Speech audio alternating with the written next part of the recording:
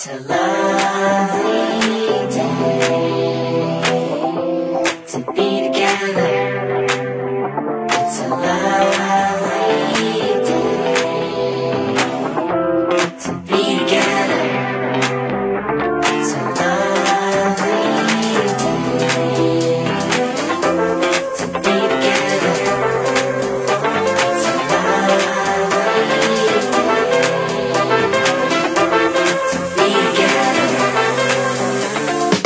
Isang magandang sumusulong na umaga sa ating lahat.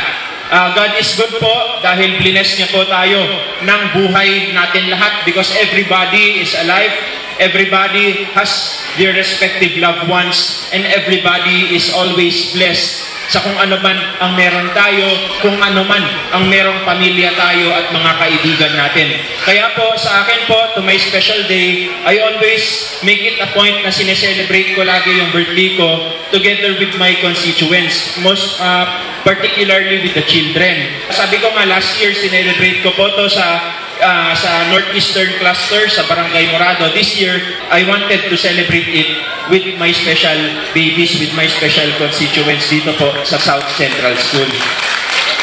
And sabi ko nga na isa rin po kasi sa mga naging reason bakit po ako napasok dito sa public service is because one of my advocacies is, sabi ko sa slogan ko, kaagapay ng may kapansanan. Kaya nga po, kayo po yung naging isang daan po at tulay, kaya po ako naging isang public servant. Dahil ako po yung kaagapay ninyo, kaya po as a public servant, I was also blessed with the power of influence. Kaya I use this influence to connect with other organizations, with other fraternities, with other clubs, such as the Rotary Club and the Mabuhay Shriners Club of the Freemasonry. Kinonect-connect ko po sila together with the City Council para po yung konting maibibigay natin na school kits at saka konting pahanda, nadagdagan po ng mga medicines, ng mga vitamins, ng mga hygiene kits galing kay Board Member EJ Diaz at syempre ng assistive devices. Yun po ang power ng unity. Yun po ang power ng mayroong common goal.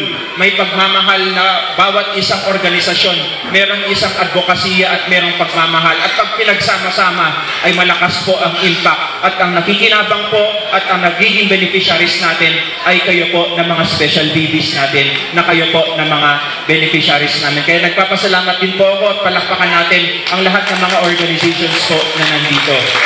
Tayo lang po yung naging tulay para makonekta sila isa-isa at para po mai-deliver sa inyo yung bawat regalo ng bawat advocacy po na meron po kami.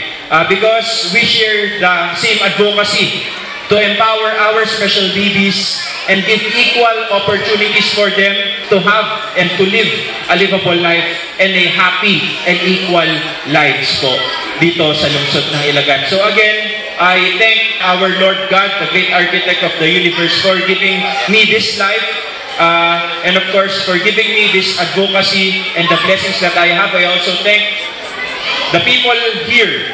Lahat po nang nandito, sila po yung mga loved ones ko, yung mga kaibigan ko po, yung mga ka-organizations ko, yung mga colleagues ko, at syempre yung asawa ko at pamilya ko na nag-iintay po sa bahay. Lahat po na nandito, kayo po lahat ang mga loved ones ko, and I appreciate each and every one of you. Thank you for being in my life, and thank you for being the source of my happiness.